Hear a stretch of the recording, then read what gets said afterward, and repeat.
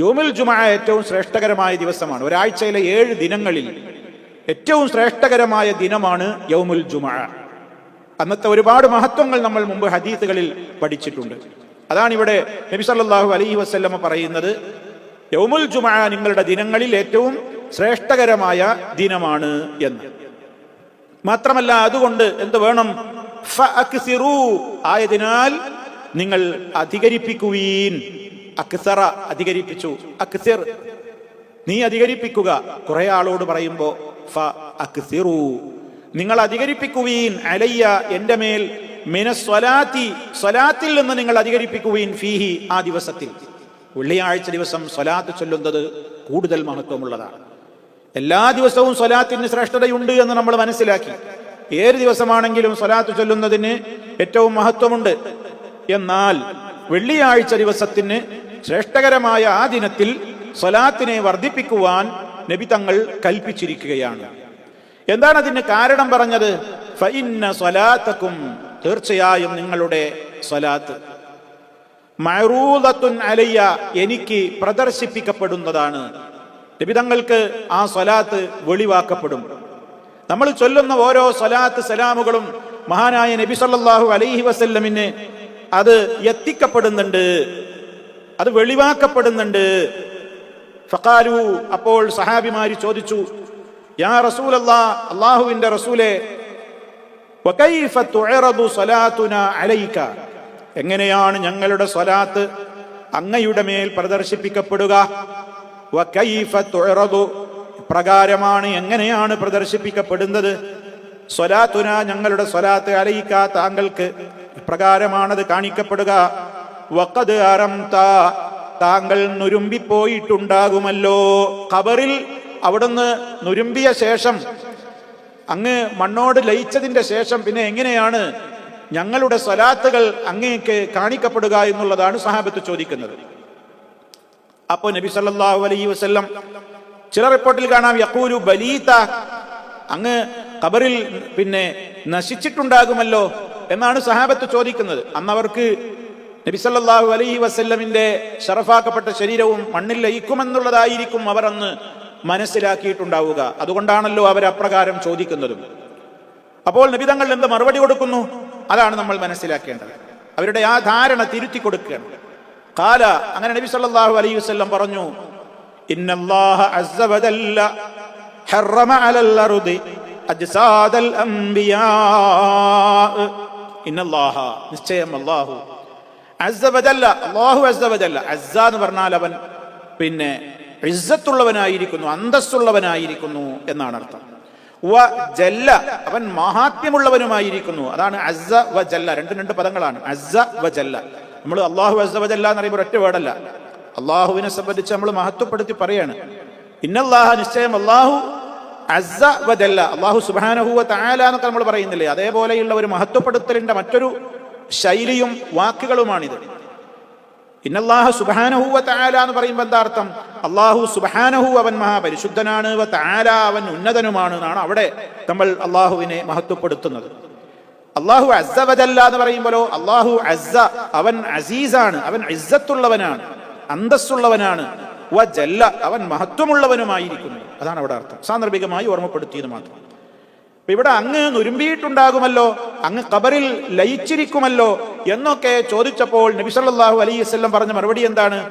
ഇന്നല്ലാഹ അസ്സ വജല്ല, നിശ്ചയമായും അല്ലാഹു അസ്സ വജല്ല ഹറമ, അവൻ നിഷിദ്ധമാക്കിയിരിക്കുന്നു. ഹറമ എന്ന് പറഞ്ഞാൽ ഹറാമാക്കിയിരിക്കുന്നു, നിഷിദ്ധമാക്കിയിരിക്കുന്നു.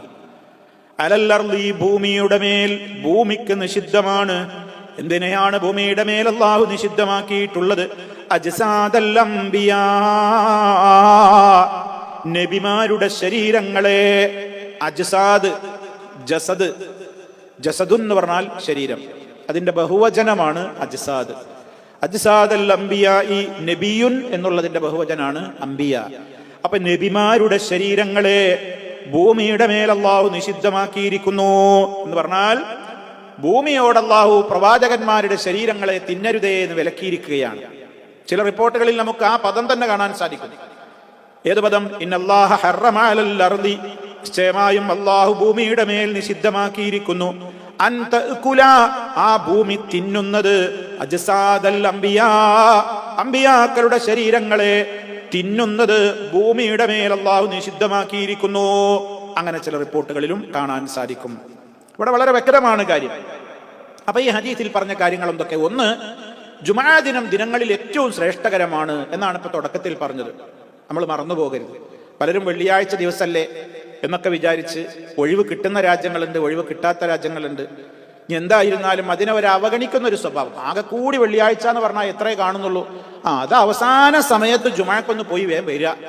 അതല്ലല്ലോ സുഹൃത്തുക്കളെ ഉള്ളത്. എന്തെല്ലാം മഹത്വങ്ങളുണ്ട്. അതിൻ്റെ രാവിന് മഹത്വമുണ്ട്, അതിൻ്റെ പകലിന് മഹത്വമുണ്ട്.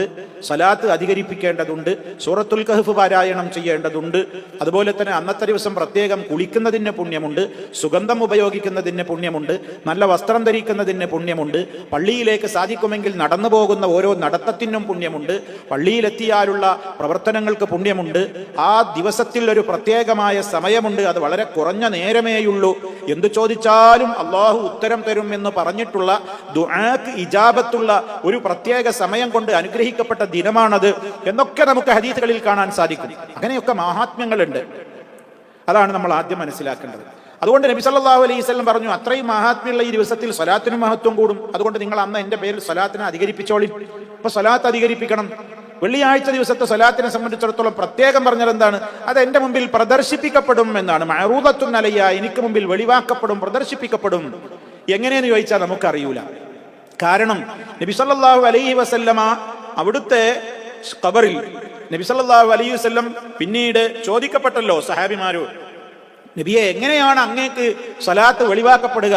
നമുക്കറിയില്ല. കാരണം നബി സല്ലല്ലാഹു അലൈഹി വസല്ലമിന് അല്ലാഹു തആല സ്വലാത്ത് ഞാൻ ഇപ്രകാരമാണ് വെളിപ്പെടുത്തി കൊടുക്കാൻ നമുക്ക് പറഞ്ഞു തന്നിട്ടില്ല. എന്തായാലും അള്ളാഹിന്റെ റസൂൽ സല്ലല്ലാഹു അലൈഹി വസല്ലമിന് അത് എത്തുന്നുണ്ട്, വെളിവാക്കപ്പെടുന്നുണ്ട് പ്രത്യേകം എന്നുള്ള കാര്യത്തിൽ സംശയമില്ല. അപ്പോ സ്വഹാബത്ത് ചോദിക്കണേ, എങ്ങനെയാണ് അങ്ങേക്ക് ഞങ്ങളുടെ സ്വലാത്ത് വെളിവാക്കപ്പെടുക? അങ്ങ് ഭൂമിയിൽ ലയിച്ചിട്ടുണ്ടാകുമല്ലോ, അങ്ങ് പിന്നെ മണ്ണോട് ചേർന്നിട്ടുണ്ടാകുമല്ലോ എന്നുള്ളതാണ് അവർ ചോദിച്ചതിന്റെ പൊരുൾ. അപ്പോഴാണ് റസൂലുള്ളാഹി സ്വല്ലല്ലാഹു അലൈഹി വസല്ലം ഈ ആശയം പഠിപ്പിക്കുന്നത്. എന്നാ അങ്ങനെയല്ല, നബിമാരുടെ ശരീരങ്ങളെ തിന്നരുതെന്ന് ഭൂമിയോട് അള്ളാഹു വിലക്കിയിരിക്കുന്നു, അത് നിഷിദ്ധമാക്കിയിരിക്കുന്നു എന്ന് പറയുന്നത്. അള്ളാഹുവിന്റെ റസൂല് പറഞ്ഞിരിക്കുന്നു, റഗിമ അൻഫു റജുലിൻ, റഗിമ അൻഫു റജുലിൻ എന്ന് പറഞ്ഞാൽ ശരിക്ക് അൻഫ് എന്ന് പറഞ്ഞാൽ മൂക്ക് എന്നാണ്. റജുൽ എന്ന് പറഞ്ഞാൽ നമുക്കറിയാം ഒരാളുടെ മൂക്ക് റഗിമ എന്ന് പറഞ്ഞാൽ അത് കുത്തി എന്നാണ്, മണ്ണിൽ കുത്തി എന്നാണ് ശരിക്കർത്ഥം. ശരിക്കതിന്റെ അർത്ഥം അറബി ഭാഷയിൽ പറയുകയാണെങ്കിൽ ഇൽതസഖ അൻഫുഹു ബിത്തുറാബി എന്നാണ്, അവന്റെ മൂക്ക് മണ്ണിൽ കുത്തി. ഇതൊരു പ്രയോഗമാണ്, ഒരാൾക്കെതിരെയുള്ള ഒരു പ്രയോഗമാണ്, ഒരാൾക്കെതിരെയുള്ള ഒരു പ്രാർത്ഥന പോലെ ഉള്ള ഒരു പ്രയോഗമാണ്. അതായത് അവന്റെ മൂക്ക് മണ്ണ് കുത്തട്ടെ എന്ന് പറഞ്ഞാൽ അതൊരു നല്ല കാര്യമല്ലല്ലോ. മൂക്ക് കുത്തി വീഴട്ടെ എന്ന് പറഞ്ഞാൽ എന്താ ഇതിന്റെ അർത്ഥം? അതവൻ അരുതാത്ത എന്തോ ചെയ്തിട്ടാണ് അതാ പറയുന്നത്. അപ്പൊ റഹിമാൻ ഫുറജുലിൻ, ഒരാൾ മൂക്ക് കുത്തി വീഴട്ടെ. എന്തേ കാരണം? ദുകിർതു ഇൻദഹു, ഞാൻ പറയപ്പെട്ടു, ഇൻദഹു അവന്റെ അടുക്കൽ. അല്ലാഹുവിന്റെ റസൂൽ സല്ലല്ലാഹു അലൈഹി വസല്ലം പറയുന്നു, ദുകിർതു ഞാൻ പറയപ്പെട്ടു, എന്നെ പറയപ്പെട്ടു, ഇൻദഹു അവന്റെ അടുക്കൽ എന്റെ നാമം പറയപ്പെട്ടിട്ട്, ഫലം യുസല്ലി അലയ്യ, അവൻ എന്റെ മേൽ സ്വലാത്ത് ചൊല്ലിയില്ല. എന്റെ പേര് പറയപ്പെട്ടിട്ട് എന്റെ മേൽ സ്വലാത്ത് ചൊല്ലാത്തവൻ മൂക്കുകുത്തി വീഴട്ടെ എന്നാണ് ആ പറഞ്ഞതിന്റെ പൊരുൾ. അപ്പൊ സഹോദരങ്ങളെ, അതിൽ നിന്ന് എന്ത് മനസ്സിലായി?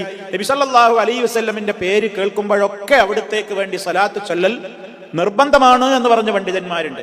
എപ്പോ കേട്ടാലും അതിനൊക്കെ സ്വലാത്ത് ചൊല്ലൽ നിർബന്ധമാണ്. വേറെ ചില പണ്ഡിതന്മാർ പറഞ്ഞത് എന്താണ്?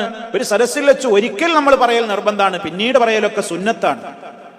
എന്നാൽ നമ്മൾ കഴിയുന്നത്ര എന്ത് ചെയ്യാം?